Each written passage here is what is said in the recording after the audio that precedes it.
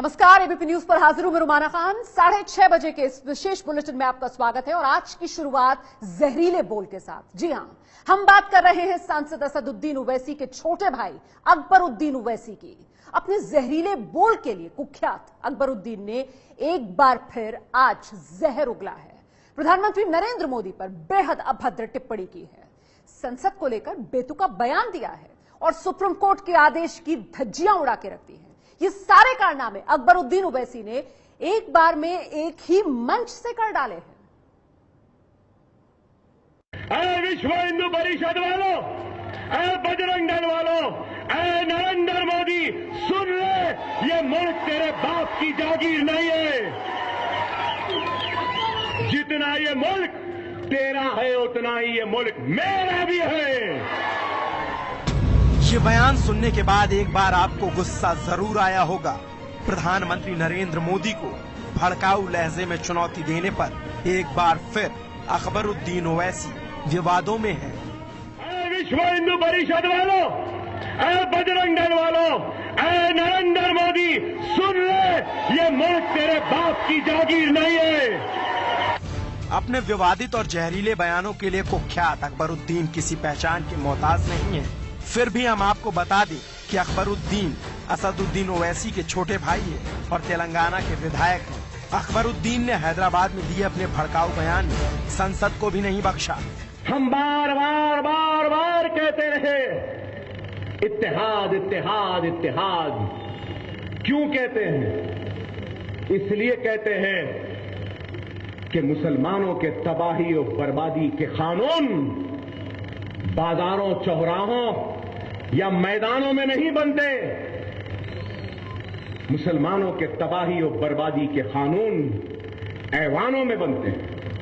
ऐवान parliament, ऐवान assembly, ऐवान बल्दिया में बनते हैं।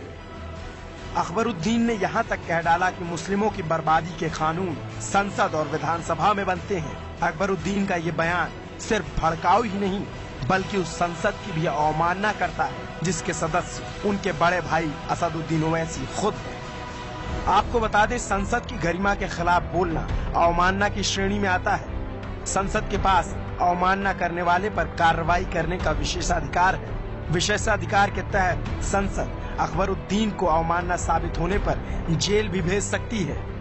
ओवैसी ने प्रधानमंत्री नरेंद्र मोदी पर आपत्तिजनक बयान दिया तो बीजेपी ने भी जरा भी देर ना करते हुए पलटवार कर दिया।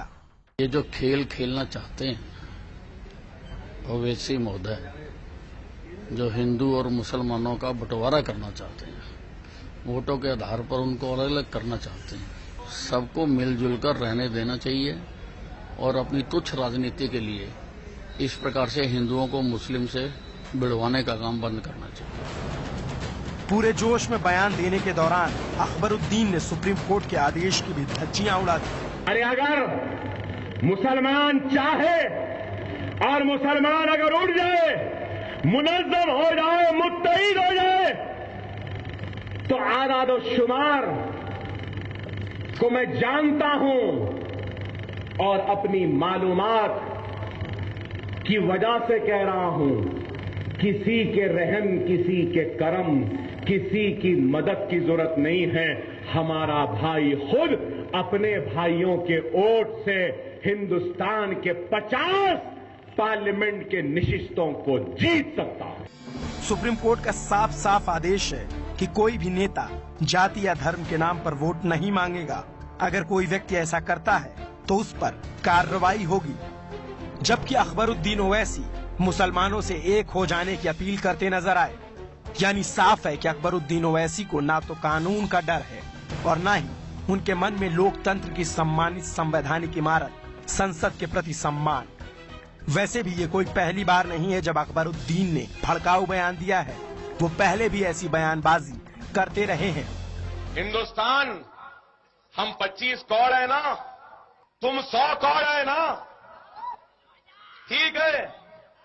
तुम तो हमारे से इतने ज्यादा है, 15 मिनट के लिए पुलिस को हटा लो, बता लेंगे किसमें हिम्मत है, कौन ताकत है।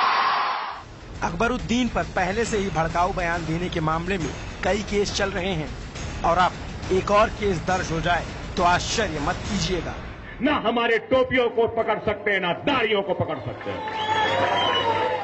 ये है एबीपी न्यूज, आपको रखे आगे।